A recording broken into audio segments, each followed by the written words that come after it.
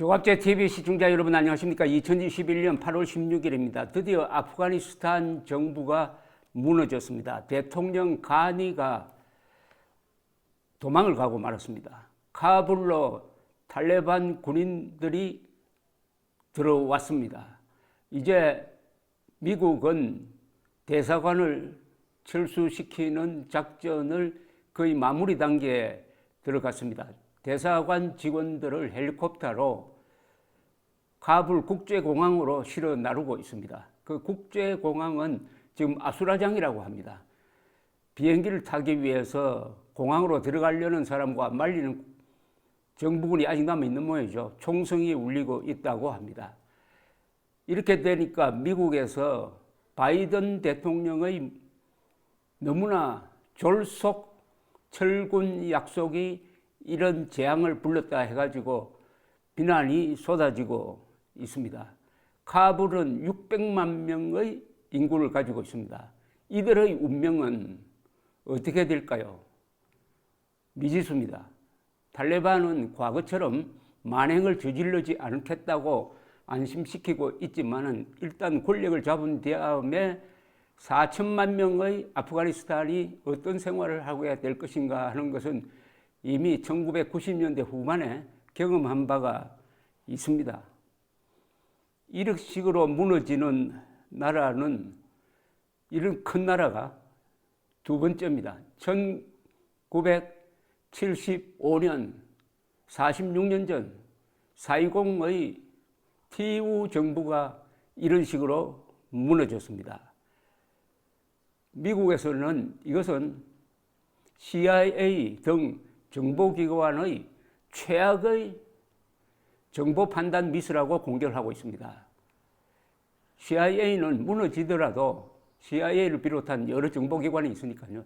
무너지더라도 1년은 걸릴 것이다 라고 내다봤는데 대공세를 편 지 3개월 만에 탈레반이 카불을 거의 무혈 접수를 하고 말았습니다.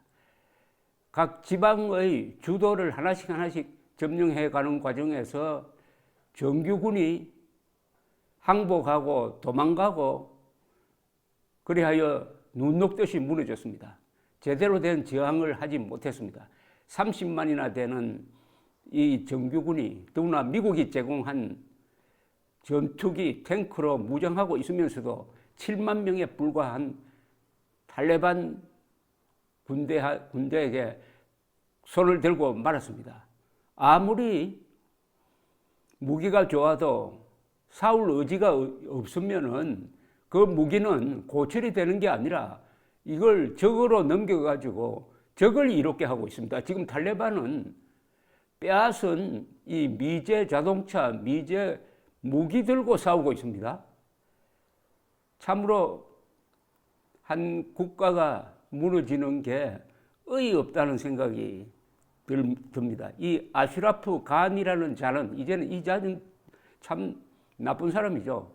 불과 며칠 전까지 전선을 방문하면서 격려하는 사진을 공개를 하고 끝까지 싸우겠다고 이렇게 하더니 자기 혼자 살기 위해서 아마 금덩어리를 가져갔든지 현금 보따리를 가져갔든지 혼자 갔겠습니까?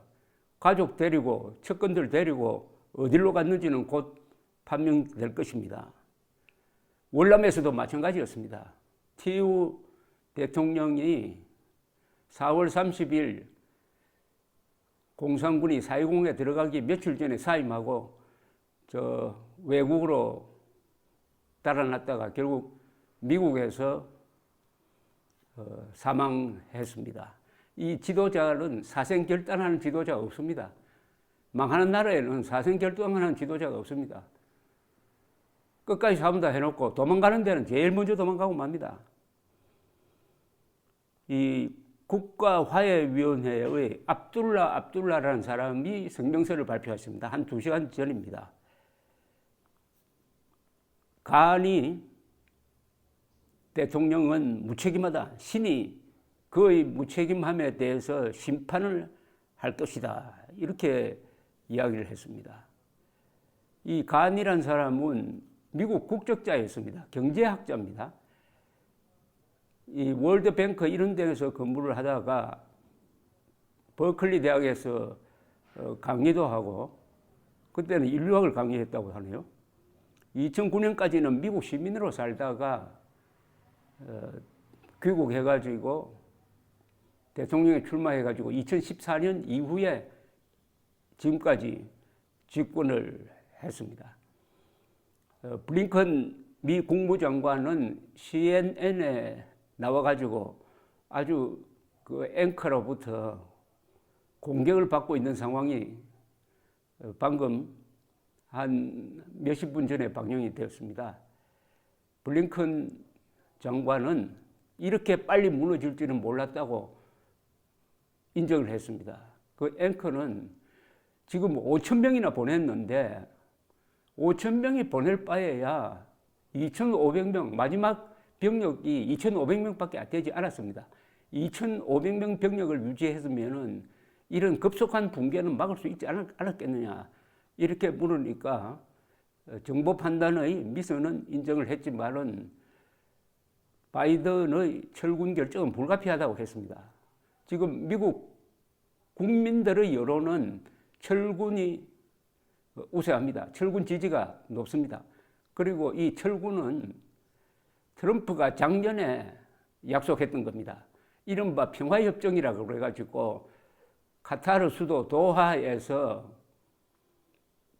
미국과 탈레반 사이에 약속이 이루어졌습니다.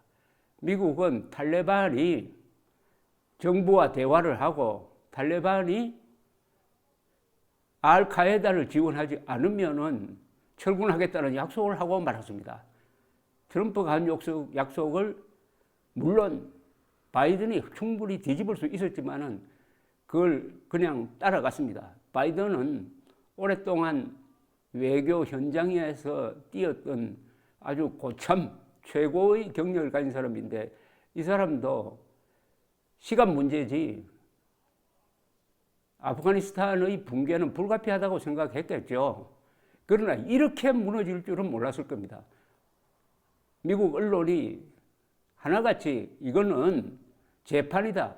1945년 4월 4.20 대탈출의 재판이다. 라고 비판을 하고 있습니다. 실제 화면에 비친 장면도 재판입니다.